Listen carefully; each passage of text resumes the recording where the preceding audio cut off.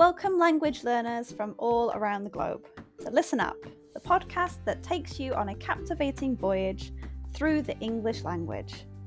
Whether you've just started your journey or have been navigating the intricacies of English for some time, this podcast is designed to be your trusty compass, guiding you towards fluency and unlocking the wonders of English. I'm your host, Karen, a passionate traveller and an experienced teacher of English as a second language. Join me as we embark on an exciting expedition filled with British history read by a native speaker. Together, we'll conquer the challenges and celebrate the victories of learning English as a foreign language. Each episode of Listen Up will immerse you in a variety of topics, from aspects of British culture, history, and literature. We'll explore useful vocabulary that will empower you to communicate confidently in English. If you want to read along with the podcast, head to my website www.onepawinthesand.com/ESL. The link is in the description. But this podcast isn't just about learning English in isolation. It's about building a community of language learners, supporting one another, and fostering a love of the English language.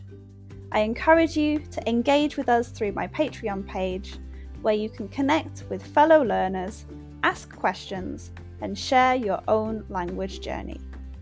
So, whether you're sipping tea in Tokyo, walking the streets in Sao Paulo, or studying in a bustling cafe in Berlin, Listen Up is here to accompany you on your quest for English fluency. Join me as we embark on this transformative expedition, where language becomes an adventure and your dreams of effective communication become a reality.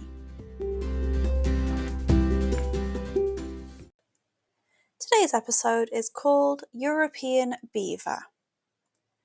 In the peaceful rivers and clean forests of the United Kingdom, there is a fantastic animal making a comeback, the European beaver.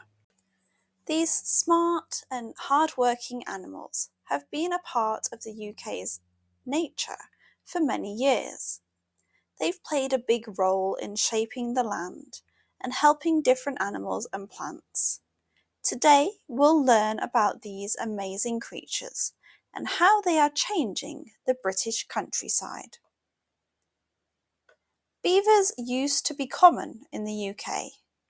You might even remember them from the very famous book called The Lion, the Witch and the Wardrobe by C.S. Lewis.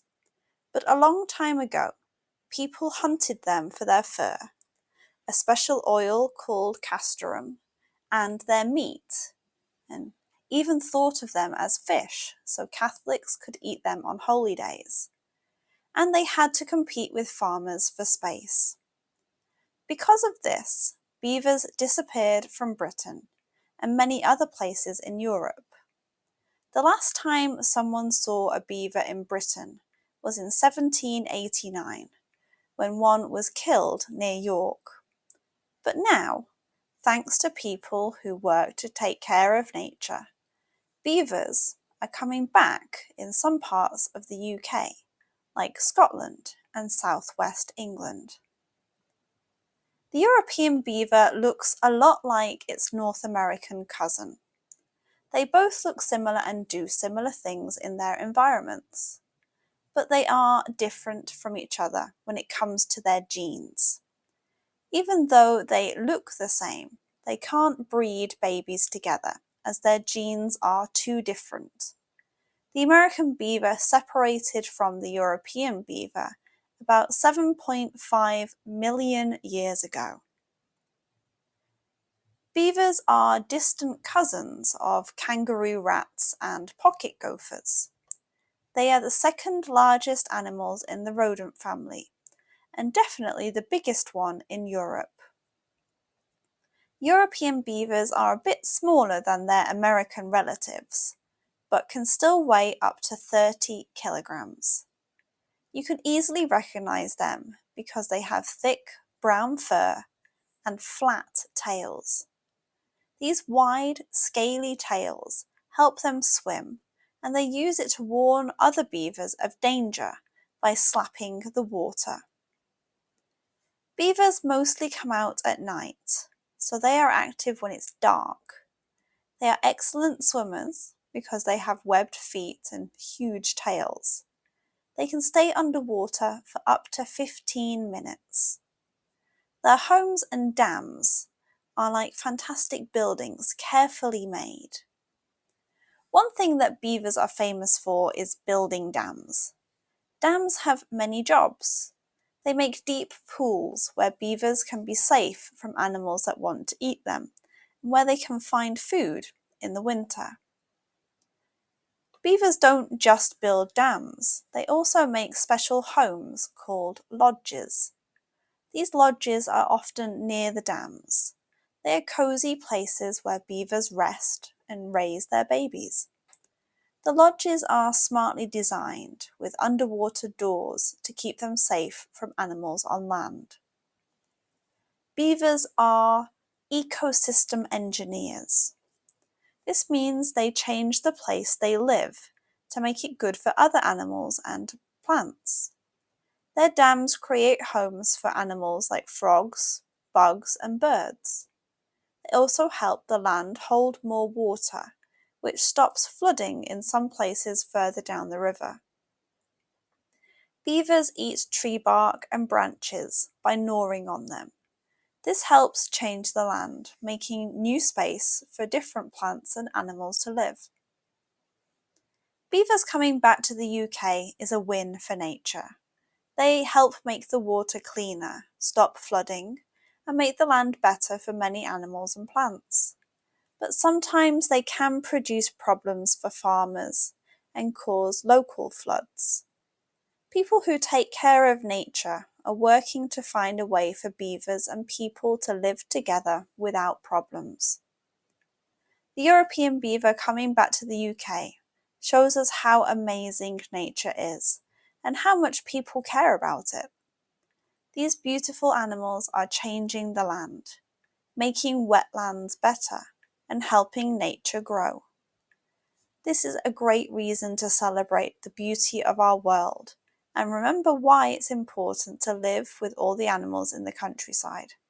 So let's keep loving and protecting these incredible beavers and their important work in the UK. Remember to join me on Patreon for exclusive content.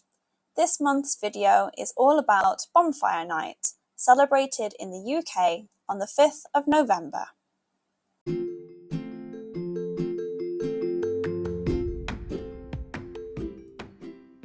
And that wraps up another episode of Listen Up.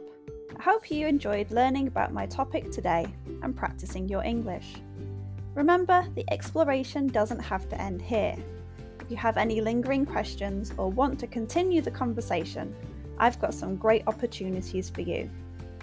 First off, I offer private lessons for those of you eager to expand your knowledge further, whether it's practicing today's subject or exploring other topics. I'm here to guide you on your English journey.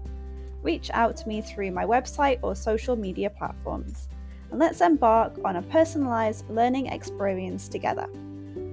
I have been involved with training people for more than 10 years.